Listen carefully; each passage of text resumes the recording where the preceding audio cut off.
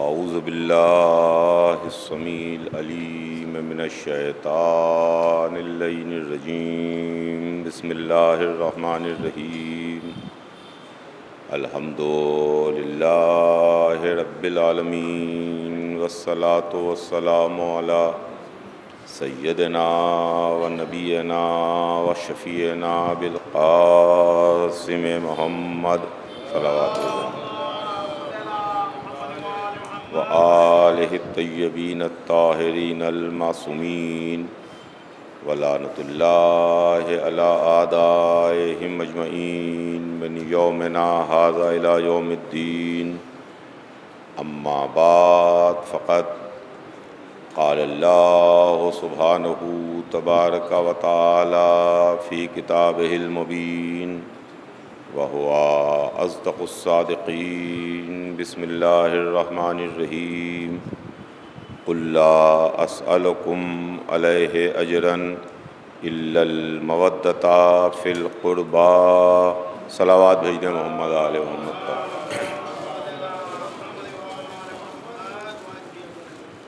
خداوند عالم قرآن مجید میں ارشاد فرماتا ہے کہ اے ہمارے حبیب، اپنی امت سے کہہ دیجئے کہ ہم تبلیغ رسالت کے بدلے میں کوئی مزدوری نہیں چاہتے، کوئی اجرت نہیں چاہتے، کسی قسم کا بدلہ نہیں چاہتے، ہمیں تو صرف اپنے قرابت داروں کی محبت چاہیے۔ عزیزان گرامی، اس آیہ مبارکہ کے ذیل میں آپ کی خدمت میں گفتگو کا آغاز کیا اور 2 دن سے مسلسل کچھ نہ کچھ عرض کرنے کا شرف حاصل کر رہا ہوں۔ آیہ مبارکہ کے ذیل میں جو آیہ معدت ہے کہ اسلام وہ مذہب ہے جو محبت کا پیغام دیتا ہے، اسلام وہ دین ہے کہ جو دین محبت کا پیغام دیتا ہے، لیکن یہ مذہب نفرتوں کا پیغام نہیں دیتا۔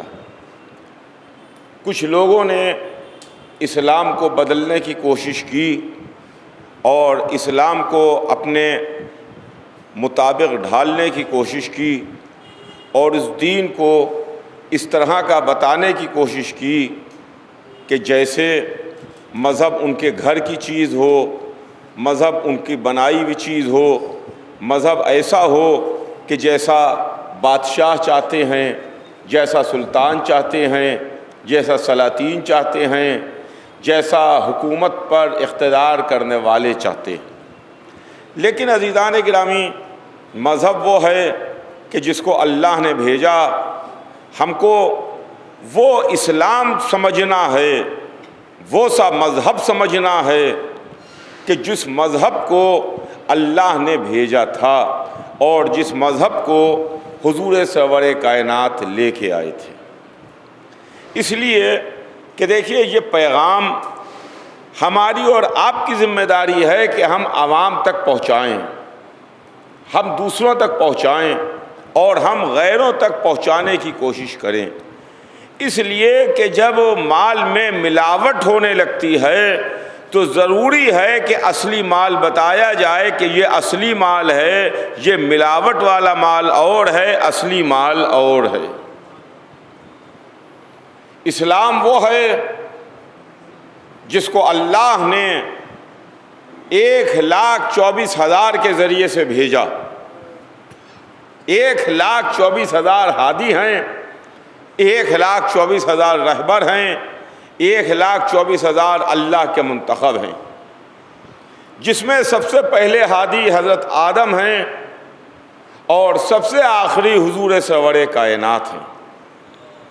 لیکن رسول اللہ جب تشریف لائے تو رسول اللہ نے سب سے پہلے آتے ہی اسلام کے متعلق نہیں بیان کیا، بلکہ اگر آپ حیات رسول کا مطالعہ فرمائیں اور رسول اللہ کی زندگی کو دیکھیں تو آپ کو یہ بات بآسانی سمجھ میں آ جائے گی کہ رسول اللہ کی 63 برس کی زندگی میں، 63 برس کی حیات میں 40 سال رسول اللہ نے چپ اور خاموش رہ کے زندگی گزاری ہے، اور 23 سال رسول اللہ کی تبلیغی زندگی ہے۔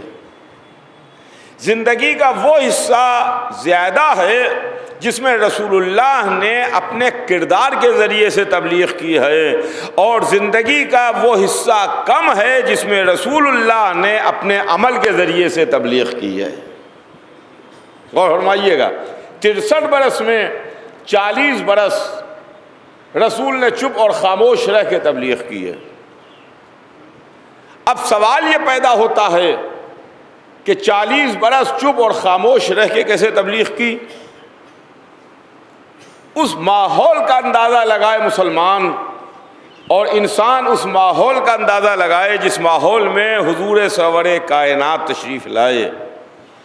وہ ماحول بمبئی کا ماحول نہیں تھا، وہ ماحول لکھنؤ یا حیدرآباد کا ماحول نہیں تھا، وہ ماحول عربستان کا ماحول تھا، مکے کا ماحول تھا، جہاں کافر تھے، جہاں بت پرست تھے، جہاں بے دینوں کی اکثریت تھی، جہاں لوگ بتوں کو خدا مان رہے تھے، جہاں پتھروں کے آگے سجدے کر رہے تھے، جہاں اللہ کے گھر میں کعبے میں بت لا کے رکھ دیے تھے، اور اللہ کو سجدہ نہیں ہوتا تھا، بتوں کو سجدہ ہوتا تھا۔ چاند کی پرستش تھی، سورج کی پرستش تھی، ستاروں کی پرستش ہوتی تھی۔ ایسے ماحول میں، ایسے زمانے میں، ایسے حالات میں حضور سرور کائنات نے آنکھیں کھولیں، اور ایسے ماحول میں حضور سرور کائنات نے زندگی گزارنا شروع کی۔ مگر ماحول ایسا تھا، زمانہ ایسا تھا، حالات ایسے تھے کہ بت پرست تھے، کافر تھے، دشمن تھے، مگر اس کے باوجود رسول اللہ کا کلمہ پڑھتے تھے، کلمہ پڑھتے تھے۔ وہ کلمہ نہیں پڑھتے تھے جو کلمہ ہم اور آپ پڑھتے ہیں، ان کا کلمہ دوسرا تھا، ہم کلمہ دوسرا پڑھتے ہیں، کافر کلمہ دوسرا پڑھتے تھے۔ ان کا کلمہ کیا تھا کہ جب رسول اللہ کسی راستے سے گزرتے تھے تو وہ یہ کہتے تھے کہ دیکھو یہ صادق جا رہا ہے، یہ امین جا رہا ہے، یہ قریش کا تارا جا رہا ہے، یہ وہ جا رہا ہے جس کے پاس امانتیں رکھواؤ گے تو امانت میں خیانت نہ ہونے پائے گی۔ یعنی رسول اللہ کے کیریکٹر اور کردار کا کلمہ پڑھ رہے تھے۔ ایک صلوات بھیج دے محمد آل محمد پر۔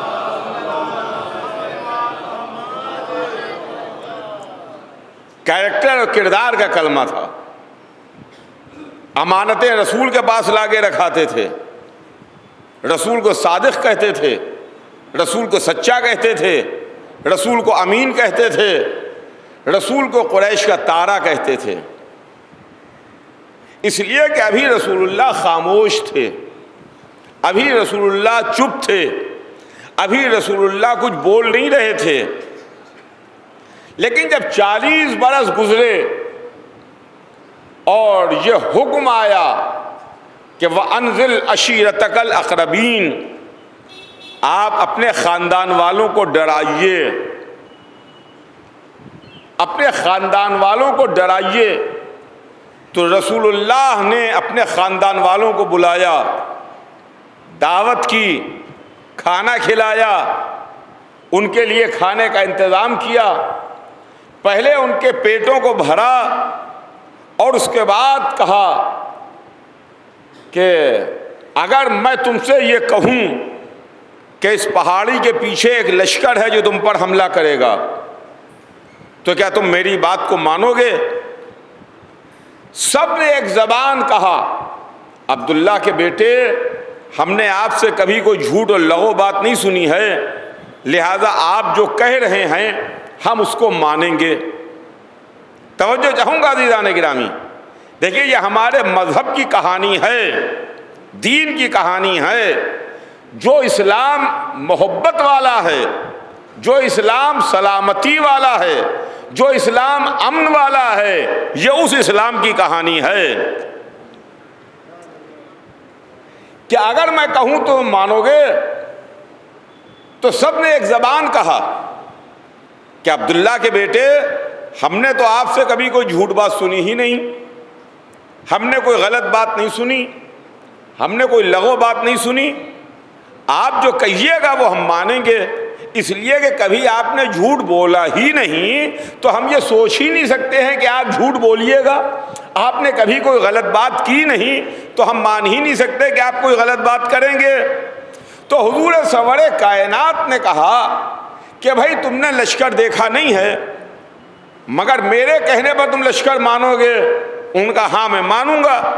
کہ بھائی تم نے دیکھا نہیں ہے مگر میرے کہنے پر مانو گے؟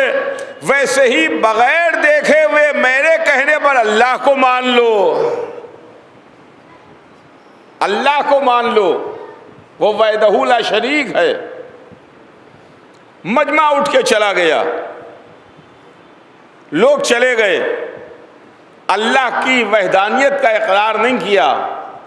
لیکن تاریخ کہتی ہے، اب اس کو ہم کیا کریں کہ ایک ہی شہزادہ تھا جو 10 برس کا کمسن تھا، اس نے کھڑے ہو کے کہا کہ اشہد ان لا الہ الا اللہ، اشہد ان لا الہ الا اللہ۔ رسول نے جب اپنے کو پہچنوایا تو اس شہزادے نے کھڑے ہو کے کہا اشہد ان محمد رسول اللہ، میں گواہی دیتا ہوں کہ آپ اللہ کے رسول ہیں، میں گواہی دیتا ہوں کہ اللہ ایک ہے۔ تو اللہ کی وحدانیت کی گواہی، محمد کی رسالت کی گواہی علی نے اس وقت دی ہے جب محمد کا انکار کر رہے تھے، خدا کا انکار ہو رہا تھا۔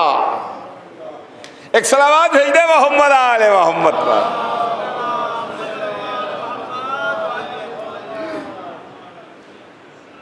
یہ آغاز ہے عزیزان گرامی۔ بہرحال 3 دن تک کے یہ سلسلہ چلتا رہا، 3 دن تک رسول بلاتے رہے، کھانا کھلاتے رہے، اللہ کو بتاتے رہے، اپنے کو پہچنواتے رہے، اور 3 دن تک مسلسل کسی نے نہ لا الہ الا اللہ کہا نہ محمد رسول اللہ کہا۔ صرف ایک کمسن شہزادہ 3 دن کھڑا ہوتا تھا، وہ کہتا تھا کہ لا الہ الا اللہ محمد رسول اللہ، لا الہ الا اللہ محمد رسول اللہ، لا الہ الا اللہ محمد رسول اللہ۔ جب تیسرا دن آیا تو رسول نے فرمایا کہ یا علی تم ہی میرے بعد میرے خلیفہ ہو، میرے جانشین ہو، علی ولی اللہ، علی ولی اللہ۔ تو عزیزان گرامی دیکھیے ہمارے پاس 3 کلمے ہیں، لا الہ الا اللہ محمد رسول اللہ، علی ولی اللہ۔ لا الہ الا اللہ محمد رسول اللہ علی کی زبان سے نکلا، علی ولی اللہ رسول کی زبان سے نکلا۔ ایک صلوات بھیج دے محمد آل محمد پر۔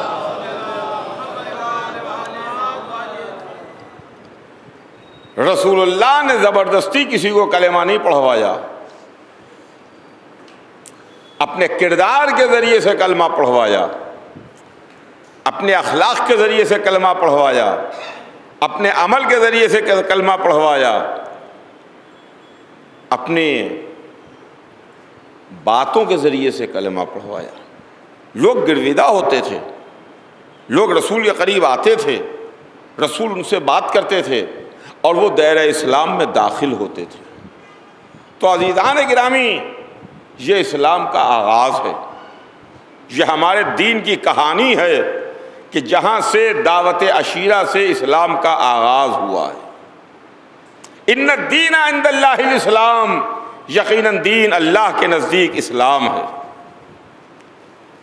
یہ آغاز لا الہ الا اللہ ہے جو دعوت عشیرہ سے ہوا، لیکن دعوت عشیرہ کے بعد سے اسلام مشکلوں میں گرفتار ہونے لگا، اسلام آفتوں میں گرفتار ہونے لگا، اسلام پر خطرات منڈلانے لگے۔ لیکن وہ الگ بات ہے کہ اسلام خطروں میں گرفتار اس لیے نہیں ہو پایا کہ صاحب ذوالفقار موجود تھا، علی موجود تھے، اس لیے کہ علی وہ ہیں جنہوں نے ہر منزل پر، ہر مارکے میں، ہر موقع پر رسول کی مدد و نصرت بھی کی ہے، اسلام کی نصرت و مدد بھی کی ہے۔ خدا کی قسم، ہر مارکے میں، پوری یہاں سے وہاں تک تاریخ ہے۔ آپ کو جو اسلام کی تاریخ ملے گی، جو اسلام کی کہانی ملے گی، اسی کے ساتھ ساتھ پیرل علی کی فداکاریوں کی کہانی ہے، علی کی تاریخ ہے، قربانیوں کی تاریخ ہے۔ افسوس تو اسی کا ہے کہ اگر علی ابن ابی طالب علیہ السلام کے فضائل کچھ بیان کیے جاتے ہیں تو اکثر سمجھ میں نہیں آتا کہ علی کے فضائل کیا بیان کیے جائیں اور کہاں تک علی کے فضائل بیان کیے جائیں اور کیوں علی کے فضائل بیان کیے جائیں۔ اگر اسلام کی تاریخ سے علی ابن ابی طالب علیہ السلام کے فضائل کو مائنس کر لیجئے، علی کی قربانیوں کو نکال لیجئے، علی کی فداکاریوں کو ہٹا لیجئے، تو اسلام بالکل بے جان نظر آئے گا، اور اسلام کی بالکل حیثیت ایسی نظر آئے گی کہ جیسے جسم سے روح نکل گئی ہو اور جسم پڑا ہوا ہو۔ ایک صلوات بھیج دے محمد آل محمد پر۔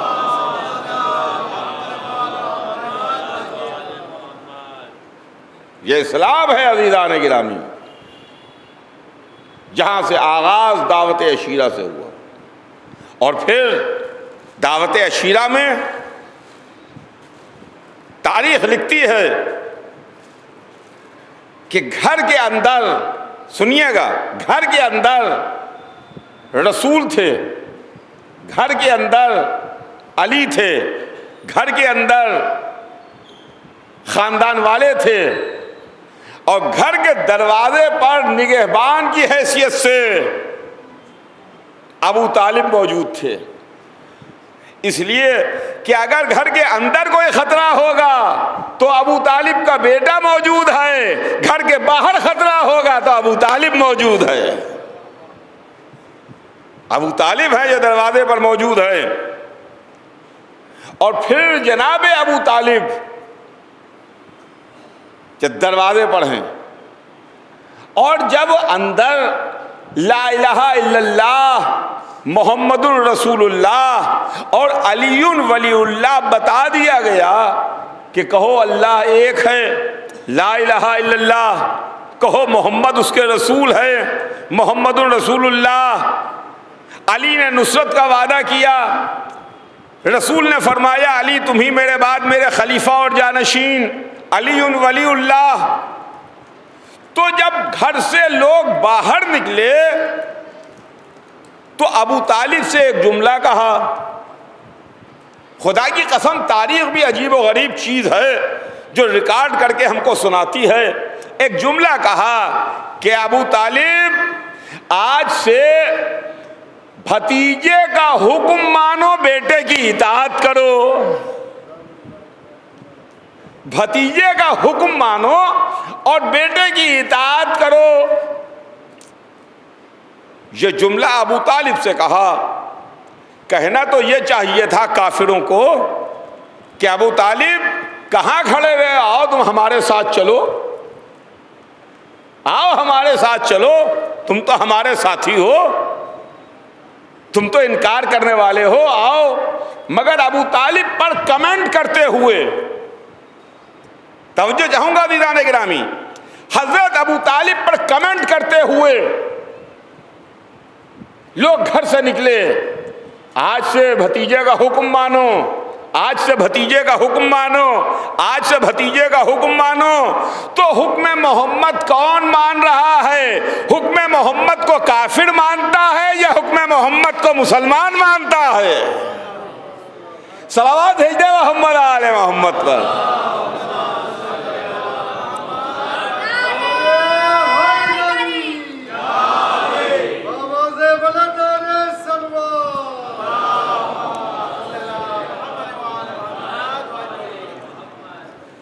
مگر خدا کی قسم جناب ابو طالب کو کافر کہا گیا کہ ابو طالب تو مومن نہیں ہے، ابو طالب تو کافر ہیں۔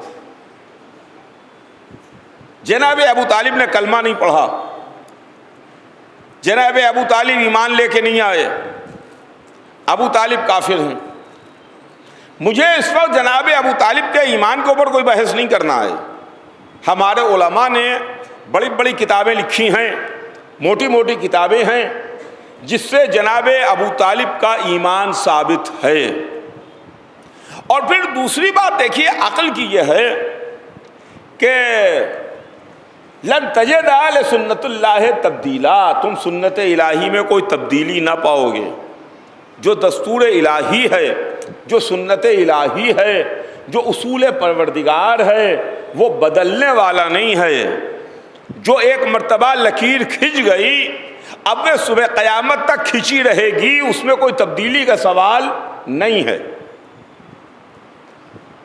اولوالعزم پیغمبر تھے جناب موسیٰ، ان کے واسطے اللہ نے انتظام کیا۔ فرعون کے محل میں رہے، فرعون کے محل میں پلے، فرعون کے محل میں سوئے۔ فرعون وہ تھا جو کافر تھا، فرعون وہ تھا جو خدائی کا دعویٰ کر رہا تھا، فرعون وہ تھا کہ جو اللہ کے مقابلے پر تھا، جو اپنے کو کہتا تھا انا ربکم الاعلی، میں تمہارا بڑا خدا ہوں، جو اللہ کے مقابلے پر ہے، خدائی کا دعویٰ کر رہا ہے۔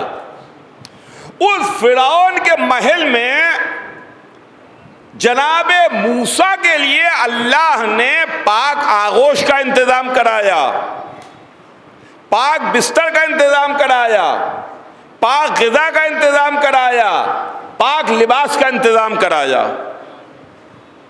آپ قرآن اٹھا کے دیکھیے، آپ تاریخ اٹھا کے دیکھیے، آپ کو سب کچھ مل جائے گا۔ پاک آغوش کا انتظام ہے، پاک لباس کا انتظام ہے، پاک بستر کا انتظام ہے، پاک غذا کا انتظام ہے۔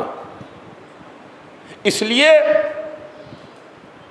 کہ جناب آسیہ زن فرعون مومنہ بیوی تھی، فرعون کے محل میں پاک آغوش کا انتظام موسیٰ کے واسطے ہوتا ہے۔ اللہ کا اصول بدلتا نہیں ہے۔ کافر کے محل میں پاک آغوش کا انتظام ہوا، پاک بستر کا انتظام ہوا۔ موسیٰ چھوٹے نبی ہیں، محمد بڑے نبی ہیں، اللہ پالنے والے، تیری مصلحت ہماری سمجھ میں نہیں آتی۔ فرعون کے محل میں موسیٰ کے لیے تو انتظام ہو رہا ہے، مکے میں محمد کے لیے کوئی انتظام نہیں ہوتا۔ سوچنے کے قابل بات ہے، سوچنے کے قابل بات ہے۔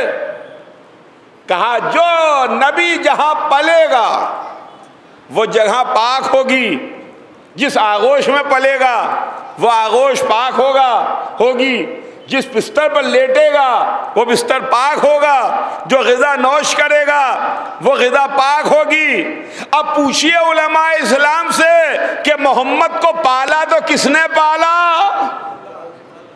محمد کو پالا تو کس نے پالا؟ ایک زبان تمام تاریخیں لکھتی ہیں کہ محمد کو ابو طالب نے پالا، ابو طالب کی آغوش میں محمد پلے۔ یا تو یہ مانیے کہ ابو طالب مومن ہیں، یا یہ مانیے کہ اللہ نے اپنا اصول بدل دیا تھا۔ ایک صلوات بھیج دے محمد آل محمد پر۔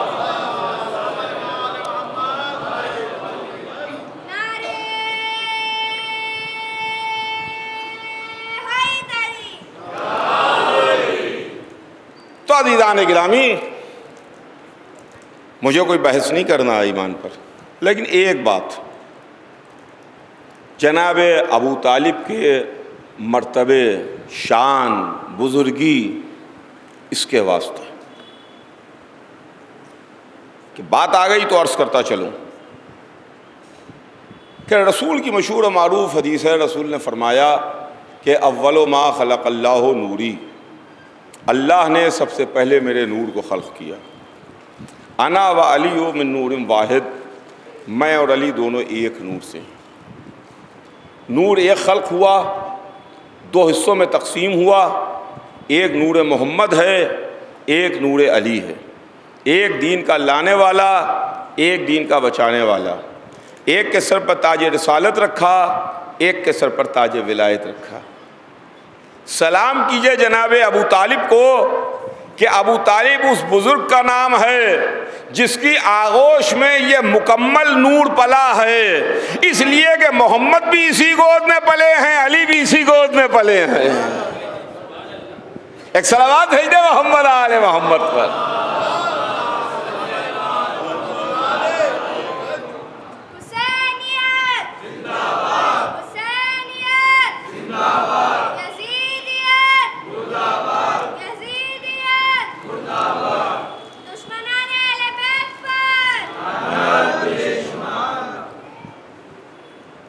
رسول بھی آغوش ابو طالب میں پلے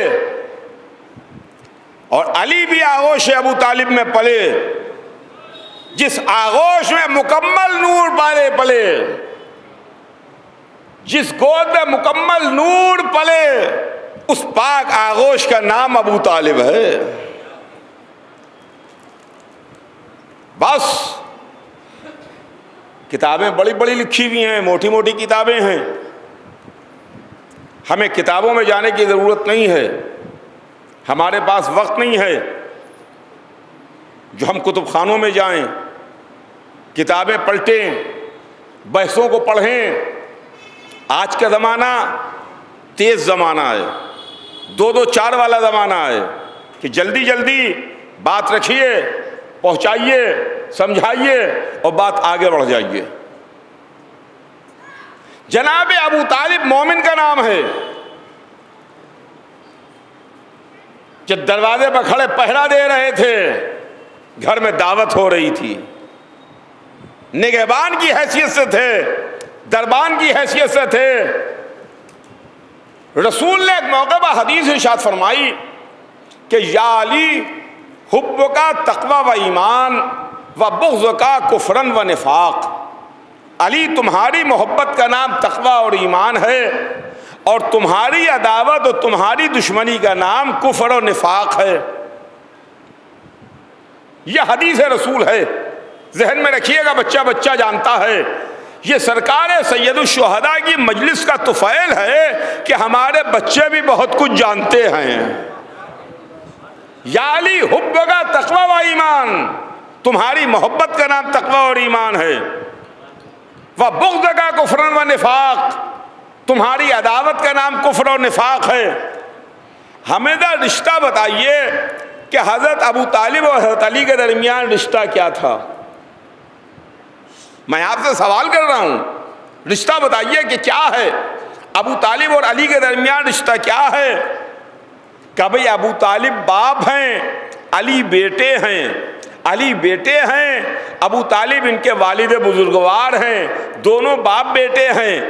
یہ تو فطرت کا تقاضا ہے کہ باپ کے دل میں بیٹے کی محبت ہوتی ہے۔ توجہ چاہوں گا، باپ کے دل میں بیٹے کی محبت ہوتی ہے۔ یا علی حب کا تقوی و ایمان، علی تمہاری محبت کا نام تقوی اور ایمان ہے، تمہاری عداوت کا نام کفر و نفاق ہے۔ اب آپ ابو طالب کو دیکھیے، اگر علی کی محبت ملے ابو طالب کو مومن کہیے گا، علی کی عداوت ملے ابو طالب کو کافر کہیے گا۔ صلوات بھیج دے محمد آل محمد پر۔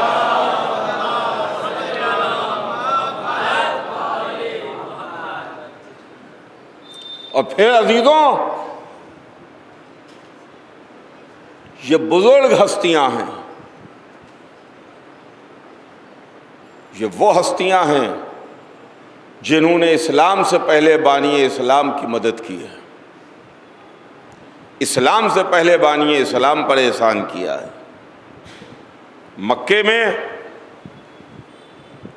جناب ابو طالب اور جناب ختیجۃ الکبریٰ، ایک کا نام ابو طالب ہے، ایک کا نام ختیجہ ہے۔ ابو طالب نے اپنے اثر کے ذریعے سے مدد کی ہے اور جناب ختیجہ نے اپنی دولت کے ذریعے سے مدد کی ہے۔ جب تک جناب ابو طالب زندہ رہے مکے میں حضور سرور کائنات رہے، مکے سے باہر نہیں گئے، لیکن جناب ابو طالب کی وفات کے بعد، جناب ختیجہ کی وفات کے بعد حکم ہجرت آیا اور حضور سرور کائنات نے مکہ چھوڑا اور مکہ چھوڑ کے مدینے گئے۔ یعنی جب تک ابو طالب زندہ رہے، قدرت نے کہا کہ میرا حبیب رہے گا تو مکے ہی میں رہے گا۔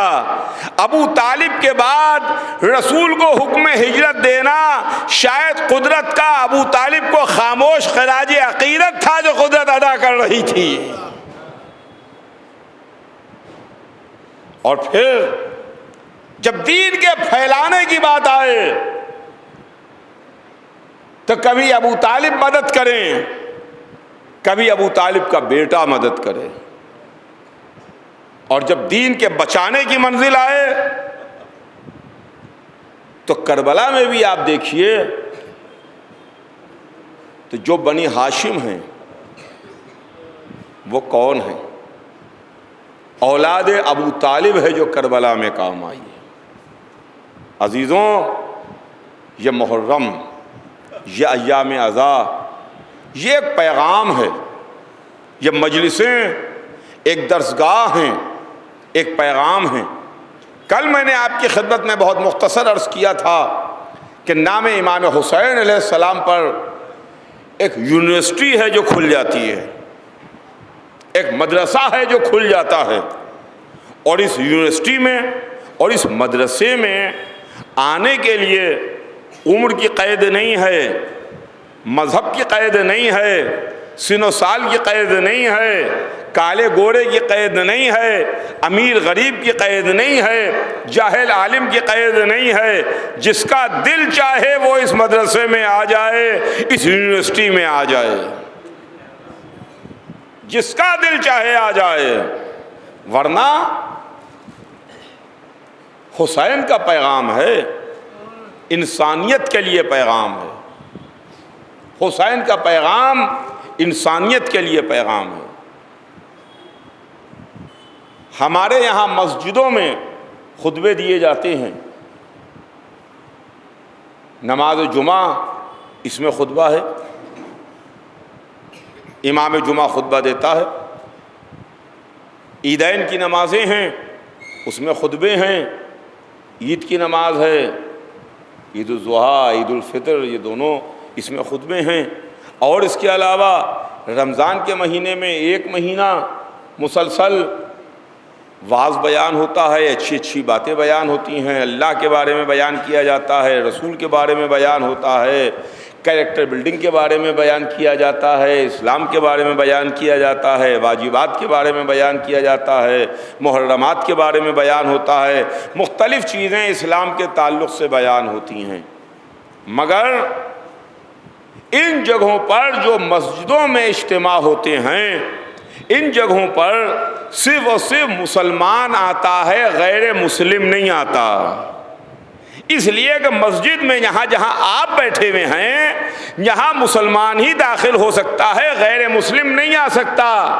لیکن سلام کیجئے مجلس حسین پر، اس لیے کہ حسین ابن علی نے وہ درسگاہ دے دی ہے، حسین کے نام پر وہ مدرسہ کھل گیا ہے کہ جس میں آنے والوں کے لیے کوئی شرط نہیں ہے، مذہب کوئی ہو، قومیت کوئی ہو، فرقہ کوئی ہو، رنگ کوئی ہو، نسل کوئی ہو، نام حسین پر آنا، پیغام حسین لے کے چلے جانا۔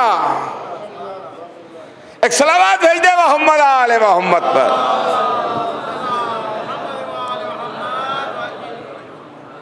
حسین نے انسانیت کا پیغام دیا، حسین نے امن کا پیغام دیا، حسین نے دوستی کا پیغام دیا، حسین نے محبت کا پیغام دیا۔ دوسری محرم کو حسین کربلا پہنچے ہیں، 2 محرم سے 9 محرم تک، دوسری محرم سے 9 محرم تک یہ حسین کا پیغام نہیں تھا تو اور کیا تھا؟ کہ فوجیں آ رہی ہیں، لشکر آ رہے ہیں، حسین پر پانی بند ہے، 7 محرم سے پانی بند ہو گیا، مگر بھیا جنگ کی ابتدا ہماری طرف سے نہ ہوگی، میرے دوستوں جنگ کی ابتدا ہماری طرف سے نہ ہوگی۔ ہاں عزیزوں، آج تیسری رات آ گئی، دوسری محرم کا دن تمام ہو گیا، حسین سرزمین کربلا پر پہنچ گئے۔ اب یہ وہ راتیں ہیں جس میں ہم حسین کے چاہنے والوں کا، حسین کے اصحاب و انصار کا ذکر کرتے ہیں۔ کربلا کی لڑائی، بس بات تمام کر رہا ہوں۔ کچھ ناعاقبت اندیش یہ کہتے ہیں کہ یزید مورچہ جیتا ہے، جنگ ہارا ہے۔ استغفر اللہ، کیا مورچہ اور کیا جنگ، کیا مورچہ اور کیا جنگ؟ یزید سب کچھ ہارا اور حسین نے سب کچھ جیت لیا۔ حسین فاتح کا نام ہے، یزید وہ ہے جو ذلیل و رسوا ہوا۔ حسین نے جنگ جیتی ہے، اختیار میں جنگ حسین کے ہے۔ کربلا کی لڑائی حسین نے جیتی ہے، اس لیے کہ دیکھیں یزید چاہتا کیا تھا؟ یزید چاہتا تھا کہ لا الہ الا اللہ مٹ جائے، یزید چاہتا تھا محمد الرسول اللہ مٹ جائے، یزید چاہتا تھا علی ولی اللہ ختم ہو جائے، یزید چاہتا تھا کعبہ مٹ جائے، یزید چاہتا تھا مسجدیں ختم ہو جائیں، یزید چاہتا تھا قرآن مٹ جائے، یزید چاہتا تھا 1,24,000 کا نام نہ رہے۔ آج مسجدیں ہیں، آواز اذان ہے، اللہ اکبر ہے، لا الہ الا اللہ ہے، محمد الرسول اللہ ہے، علی ولی اللہ ہے، کعبہ ہے، قرآن ہے، حج ہے، نمازیں ہیں، روزہ ہے۔ اب آپ ہی بتائیے جیتا کون اور ہارا کون؟ جیتا کون اور ہارا کون؟ اور کربلا کی لڑائی کے فیصلے کو عصر عاشور نہ جا کے طے کیجیے گا کہ عصر عاشور فیصلہ ہو کہ کون جیتا اور کون ہارا۔ یہ کربلا کی لڑائی کا فیصلہ تو صبح عاشور ہو گیا کہ جیتا کون ہے، ہارا کون۔ پیاس سے کوئی پانی کی طرف آیا،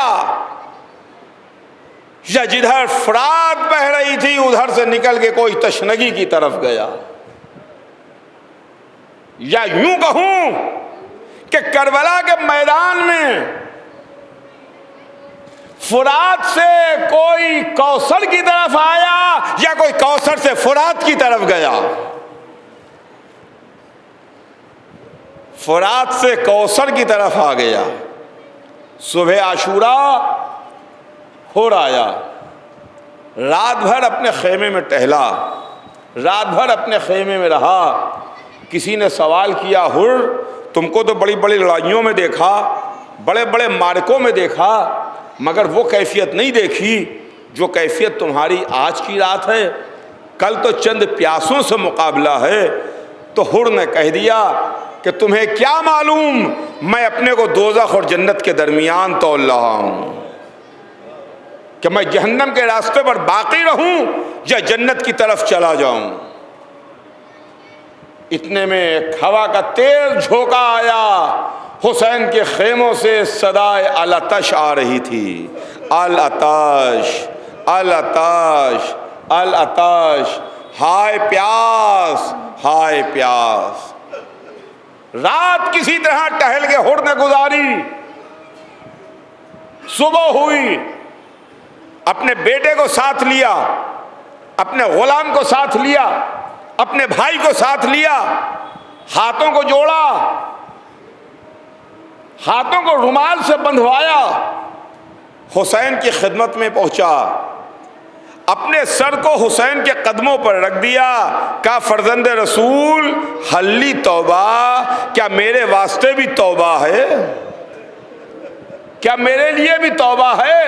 حسین نے ہر کا سر اٹھا کے اپنے پیروں سے اٹھایا اور اپنے سینے پر لگا لیا۔ عزیزوں، یہ ہر کا ایک سفر تھا جو حسین کے قدموں سے شروع ہوا اور حسین کے سینے پر آ کے تمام ہوا۔ حسین نے ایک جملہ کہا، اے ہر، کیا خوب تیری ماں نے تیرا نام رکھا، تو دنیا میں بھی آزاد ہے، آخرت میں بھی آزاد ہے۔ اللہ اکبر، اللہ اکبر، تو یہاں بھی آزاد، وہاں بھی آزاد۔ ہاتھوں کو جوڑا، حسین نے خطاؤں کو معاف کر دیا، حسین نے بخش دیا، جنت کے جوانوں کے سردار نے معاف کر دیا۔ تو ہر کہتا ہے، آقا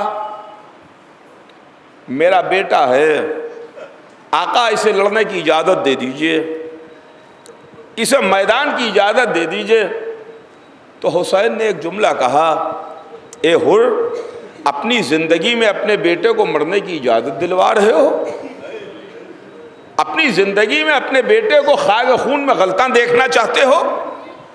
تو ایک جملہ کہا، عجیب جملہ کہا ہر نے، کہا فرزند رسول، میں نے بھی فاطمہ کا دل دکھایا ہے، میں دیکھنا چاہتا ہوں کہ اولاد کا داغ کیسا ہوتا ہے۔ ہائے یہ کربلا ہے جہاں بوڑھا باپ اولاد کا داغ دیکھنا چاہتا ہے، جہاں 13 برس کا یتیم موت کا مزہ بتاتا ہے۔ یہ کربلا ہے، مولا اسے لڑنے کی اجازت دیجئے۔ حسین نے ہر کے بیٹے کو مقتل کی اجازت دی۔ بہادر باپ کا بہادر بیٹا تلوار لیے ہوئے حسین کو سلام کرتا ہوا مقتل میں سے دھارا، قیامت کا جہاد کیا، قیامت کی لڑائی لڑا۔ لڑتے لڑتے ایک مرتبہ گھوڑے سے زمین پر آیا اور آواز دی، بابا میرا سلام قبول کیجئے۔ اب جو بوڑھا باپ بیٹے کے قریب پہنچا تو منظر دیکھا کہ حسین تو پہلے سے موجود ہے، حسین پہلے سے موجود تھے اور ہر کے بیٹے کا سر حسین کے زانو پر تھا۔ میدان کے دھنی باپ نے دیکھا کہ بیٹے کی پتلیاں پھری، روح گلشن جنت کو پرواز کر گئی۔ ہر نے چاہا کہ اپنی آستینوں کو الٹ کے جنازہ اٹھائے، بیٹے کی میت اٹھائے، کہ حسین نے ہر کے چہرے کو دیکھا، کہا ہر کیا ارادہ ہے؟ کیا جوان بیٹے کا جنازہ اٹھانا چاہتے ہو؟ جوان بیٹے کی میت اٹھانا چاہتے ہو؟ اے ہر، میں موجود ہوں، یہ دستور دنیا نہیں ہے کہ بوڑھا باپ جوان بیٹے کا جنازہ اٹھائے۔ اے ہر، تیرے بیٹے کا جنازہ میں اٹھاؤں گا۔ اتنا کہتے کہتے حسین نے ہر کے بیٹے کی میت کو اٹھا لیا۔ میں کہوں گا ہر، عصر عاشور آنا، جب حسین علی اکبر کا جنازہ اٹھائے، کوئی مدد کرنے والا نہ ہو، کوئی سہارا دینے والا نہ ہو، زہرا کا لال اکیلا تھا، بیٹے کا جنازہ تھا۔